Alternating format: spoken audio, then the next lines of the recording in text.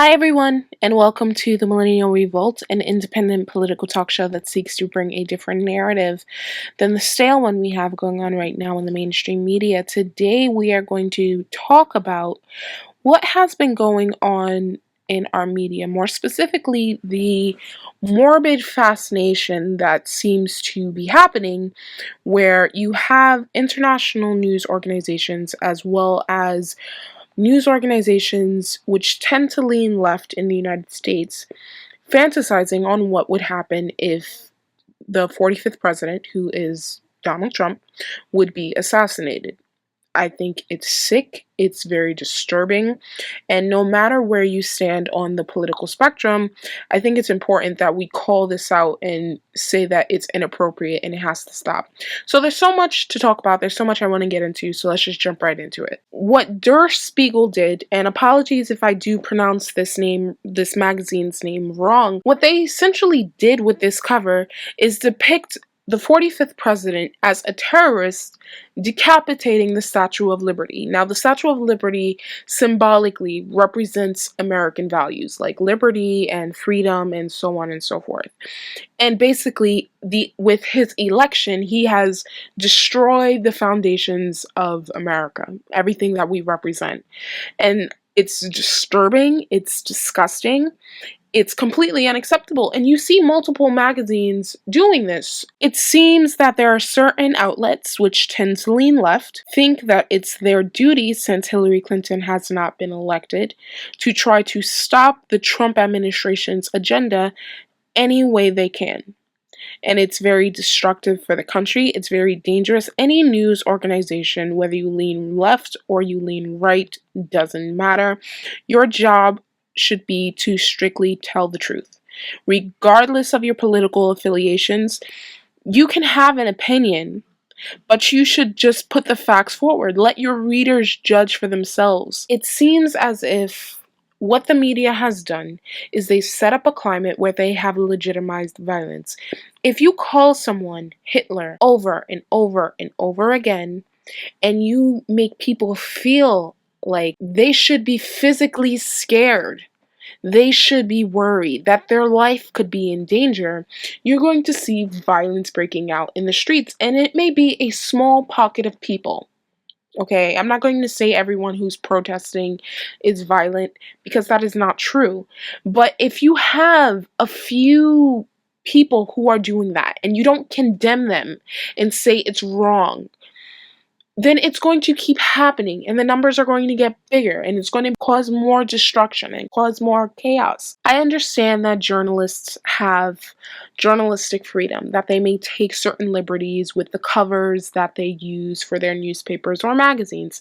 It may be sometimes in bad taste, but the morbid fascination and the almost weird, joyous glorification of assassinating the president is just, it's shocking to me. It was equally disturbing when there were assassination threats under President Obama's administration when he was still in power, and even going so far as to threaten his family. But what I did see was members on the right and left, as well as people in the press, rightly condemning this for what it was. And unfortunately, we don't see that same courtesy extended to the 45th president. You may not like him. You may not agree with his policies. That's perfectly legitimate. But he is our president for the next 4 years. And it is unacceptable for this to be happening. At some point, we have to come together and just learn to agree to disagree on certain issues.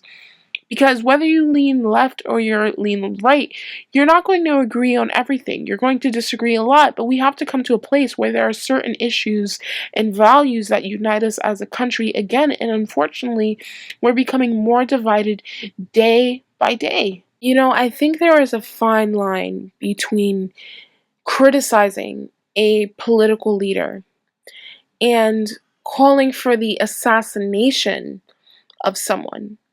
I mean, just look at what the Ireland Village magazine did. It seems as if the media is trying to whip up hysteria in the hope that some crazy person will actually go out there and God forbid, assassinate the president.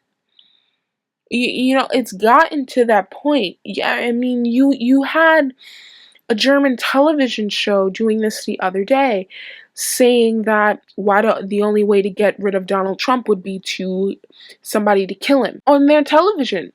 You have Whoopi Goldberg on The View comparing Donald Trump to the Taliban.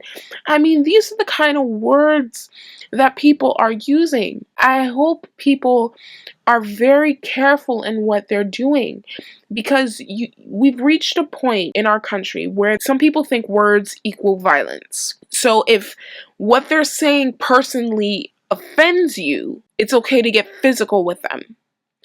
And that is where we are in the country.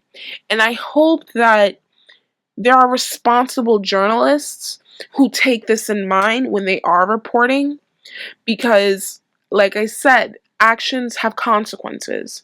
What I find so ironic is the hypocrisy that all of these world leaders are engaging in international magazines. Did American values die because President Trump was elected? Let me see.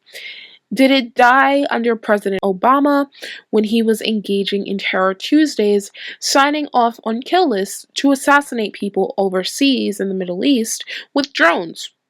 Did it die under President George W. Bush when he was engaging in torture and waterboarding people?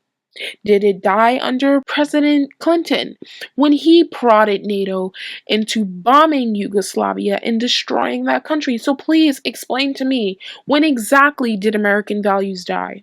I just named 3 administrations, and that has been the last 24 years with these 3 administrations combined. That's not even mentioning what previous administrations have done on the left and the right. So when did American values actually die? They've been dead for a long time. The freedoms that we supposedly represent have been dead. It's all nice in theory, but when you see what our government is really doing and what other governments around the world, especially Germany and a lot of our Western allies, they're supporting our nation when we're doing these things. I mean, it's completely ridiculous. It's completely ridiculous. I think Germany and most of these countries should worry about the issues that they have inside their own nations before they criticize the United States. There's a saying, you don't throw stones when you live in glass houses. And this is not to say that Donald Trump does not deserve criticism, because he does. The way he rolled out his travel ban was extremely poor. You were stopping people with green cards and valid visas from entering in the country. That being said, what you have now is an irresponsible media egging people on, some hinting at his assassination, even flirting with the idea. It's dangerous and it's inappropriate and it must be stopped. I'm the Millennial Revolt. Thank you guys so much for watching, and you have a wonderful day.